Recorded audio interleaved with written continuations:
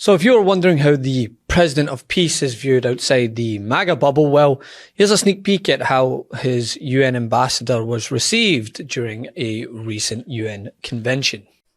Operation Epic Fury was a historic and overwhelming victory on the battlefield. A capital V military victory. By any measure, Epic Fury decimated Iran's military and rendered it combat ineffective for years to come. So, my friends across the street worry that with President Trump's peacemaking, Trump's UN official Mike Waltz was humiliated while delivering a keynote speech at the Model UN in New York.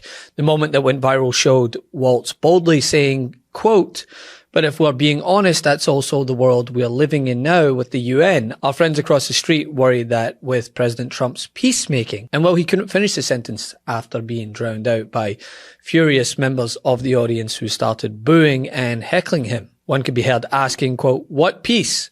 war, chaos, violence, and more unsafe world comes to mind. But if we're being honest, that's also the world that we're living in now with the UN.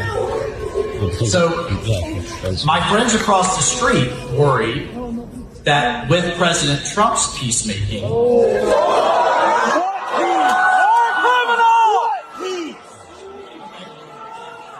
and this reaction coincides with what the actual UN has warned about regarding the US's foreign policy. They've addressed Trump's incendiary rhetoric, if that's how you want to put it, discussed the US's potential war crimes tied to threats against civilian infrastructure, and the risk of catastrophic escalation. This is no April Fool's joke. This is a disaster. All these numbers are a disaster for President Trump. I mean, let's just talk about inflation, which is the name of the game. Okay, highest disapprovals on inflation about this time in a presidency. Whenever you have Joe Biden and Jimmy Carter on the board and you're matching them or slightly exceeding them when it comes to inflation, you know it's bad. Look at this. 72% in our latest CNN poll say they disapprove of the president on inflation. Joe Biden, an average of polls at this point in his presidency, 68%. And Jimmy Carter, whose presidency, just like Joe Biden's, was absolutely wrecked by inflation, was at 66%, about at this point in his presidency back in 1978. Donald Trump, even worse than they are. So you see it here, and the one word is, or phrase I might say is, oh my goodness gracious, what a disaster. And just what's so interesting here is inflation was way higher. Yes. So they just, right now, voters don't like what the president is doing on it, even if it isn't as high as it was at these other times. And as we know, before the 2-week ceasefire, Trump warned that a, quote, whole civilization will die tonight if Iran didn't comply. And it seems that we've just moved on from that. I mean, it's ridiculous. And this is coming from a man that Mike Waltz is calling a peacemaker. And of course, this is not how he's received in Europe either. If you've listened to anything that Emmanuel Macron has been saying recently, he's directly stated that you cannot lead alliances if your messaging changes every day, nor can you bomb your way to victory all the time. He warned that Trump's contradictions are undermining NATO, eroding trust, and destabilizing the alliance. That was easier than I thought. Then I call up France, Macron, whose wife treats him extremely badly. And he's still recovering from the right to the jaw. And I say, Emmanuel, we'd love to have some help in the Gulf, even though we're setting records and knocking out bad people and knocking out ballistic missiles. We'd love to have some help. If you could you please send ships immediately? No. We cannot do that, Donald. We can do that after the war is won. I said, no, I don't need after the war is won, Emmanuel. Many of them said, we'll be there after the war is completed. And so I learned about NATO. Monsieur le Président, vous faisiez allusion à l'instant au président Trump, qui s'en est pris ces derniers jours plusieurs fois à la France. Et hier soir, il s'en est même pris à vous directement avec des allusions privées sur votre couple. Qu'est-ce que vous lui répondez? Est-ce que c'est une attaque que vous considérez comme contre la France, qu'il a dit? Écoutez, je ne vais pas rentrer. On parle de choses trop graves. On parle de guerre. On parle aujourd'hui de femmes et d'hommes qui sont au combat, de femmes et d'hommes et de civils qui sont tués, de la guerre qui sévit dans cette région. On parle aussi des conséquences de cette guerre sur nos économies. je pense à nos compatriotes, les Américains vivent la même chose, les prix de l'essence, du gaz qui montent. Et donc les propos que j'ai pu entendre, auxquels vous faites référence, ne sont ni élégants ni à la hauteur. Voilà. Donc je ne vais pas y répondre, ça ne mérite pas de réponse.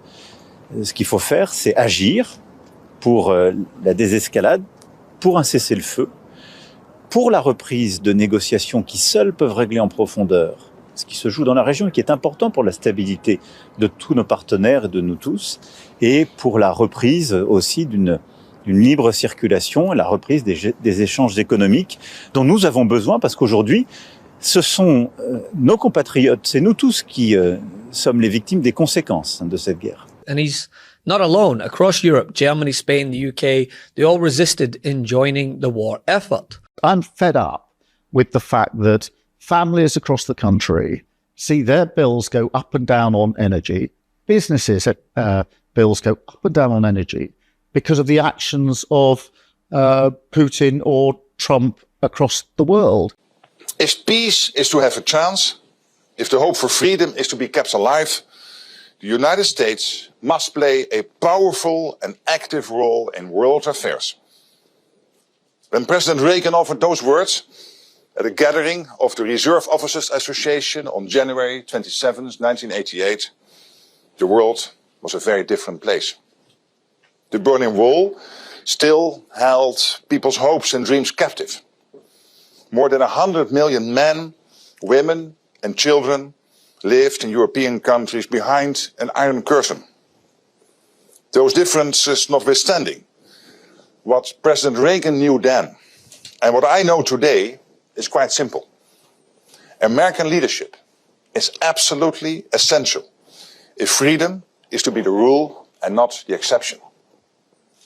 As Prime Minister of the Netherlands and now as Secretary General of NATO, I have developed an unflinching appreciation for the value of American leadership.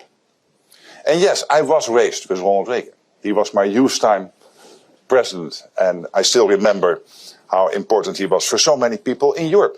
Because in the end, under Bush, his successor, the Cold War ended. It ended by winning it.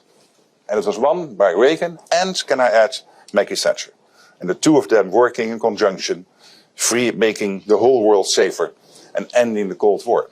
And I think everybody in Europe and everybody in the world should be eternally grateful to that leadership. But I've also had the opportunity to reflect on what happens when America's allies take that leadership, that US leadership, for granted. In the years following President Reagan's address to those reserve officers, as we entered the so-called end of history, while those newly free sought to pass into NATO and began to build their own capacities to contribute to our shared security, other European allies shifted away from decades of investing in conventional military partnership with the United States during the Cold War in favor of an unhealthy codependence. So convinced that peace was permanent and didn't demand the investment we now know is essential, Western European forces shrank and defense budgets shriveled into irrelevance. Over-reliance on the notion that security was just the new norm, and the United States would take care of any threats further afield, caused us Europeans to imagine that hard power was something to be embarrassed by, a relic of a bellicose past that humankind had now outgrown. Spain's Prime Minister called the strikes, quote, unilateral military action and warned leaders that they cannot, quote, play Russian roulette with global stability. And in the wake of the ceasefire, he said he wouldn't celebrate someone who set the world on fire showing up with a bucket. I think that merits a... Damn! Because instead of rebuilding trust, Trump has on numerous occasions threatened to pull the US out of NATO, pressured allies to join the war, which they rejected, and framed support as a loyalty test to the US. I mean, this has triggered what analysts have called a full-blown NATO crisis that even the Wall Street Journal can't get on board with. And then there's the American public. Despite Trump and co. claiming victory over this conflict, his approval could not sink any lower, and the American people are making themselves heard, not only at the polls, but in local elections across the country. You're an Air Force vet. You told me you voted for President Trump 3 times. I did. What do you make of the press conference that we just watched and the details that we learned about this rescue mission? I really didn't learn a whole lot more than I already knew. They threw out some numbers, which I didn't know about, but other than real details as to how this came about, I didn't really learn a whole lot. And Ed, you told me that if you were a reporter in that press conference, you would want to know what the goal of this war is. Did you get any light on that question? No. No, I did not. So the president's right when it comes to military targets. However, the president is on the clock with the American people. New Fox News polling shows the president's approval rating taking a hit as gas prices rise from a month ago. 64% of registered voters disapprove of the president's performance on Iran. 71% of people disapprove of the handling of inflation. 66% disapprove of the performance on the economy. Now, all these are connected by oil, which can put pressure on increased prices. And that's why there's so much attention on the Strait of Hormuz. Because the reality is, by every measure, Trump's foreign policy regarding the Iran conflict has been a complete failure, a costly one at that. And if the response from our allies and the American people are anything to go by, it's one that he can't bounce back from.